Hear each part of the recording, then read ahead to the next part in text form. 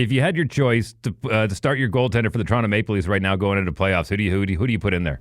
I'm going Stolarz. I don't have any faith in Wall, to be honest with you. I go Stolarz, and I'd ride him until the wheels fall off, and if something happens, I'd throw Muzz in there for the starter, get Stolarz out, and then have Wall be the backup the whole way through. I have zero faith in Wall. That's you thinking with your heart and not your brain once again. No. Stolarz is my guy. Ride him till the wheels fall off, and then I put the Cup champ as the starter if Stolarz comes out at some point. It's starting to creep up in my algorithm. A lot of the pundits saying, the Leafs haven't had goaltending like this since you go back to the Pat Quinn administration. What has he done? Does he have any experience in the playoffs? Who, Stolarz? Yeah. Well, he gave up a 7 spot against the Oilers last year in Florida. Right. So, there's that.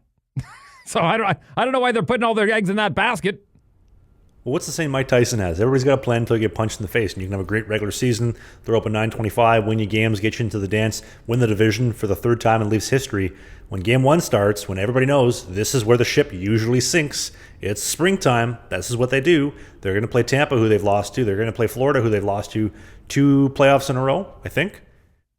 The Toronto Titanic, they look good until they hit the ice. Look, I had egg on my face last year after talking big about the Winnipeg Jets, and then Connor Hellebuck went out there and somebody else infested his body a la Space Jam, and he had no idea what he was doing out there. I think it's going to be a different story this year, but you never know, man. Like you said, playoffs are a completely different season, and I know it's a bit of a cliche, but it's a completely different season.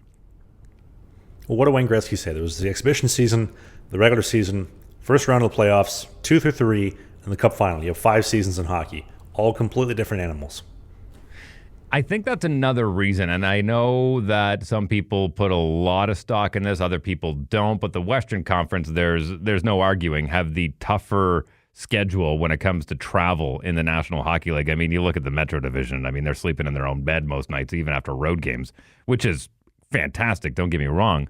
But the LA Kings, you look at them, they're an older team as far as an average age, and they've got a tough schedule. Winnipeg Jets have got a tough schedule. So the question lies, is that an advantage going into the playoffs where, you're traveling as extensive? Is it just putting more miles on the plane when you get to that point? Or is it harder on the guys that are used to being in their own bed every night, now having to go on road trips? Their schedule's completely changed. That, again, is part of the whole new season situation because you're going under different kind of duress. So there are so many variables in the equation of what happens in the playoffs, and we've seen the St. Louis Blues, an absolute underdog, go out and win the Stanley Cup one year. We've seen teams that have been the number 1 ranked President's Trophies getting bounced in the first round. We've seen goaltenders win the win the Vezina Trophy and then go out and lay an egg in the first round. So who knows, man? All you got to do is get in to the top 16, and we'll see what happens after that. Hey, if you enjoyed this video,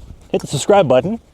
We do a new podcast every single Sunday during the season called Sling the Biscuit. It is a non-mainstream hockey podcast, so we talk about my hockey career, the minor pros, Spain, the Fed, you name it, all the stuff that you won't hear in the mainstream news. Music, pop culture, politics, a little bit. Thanks for watching this video, and we'll see you soon.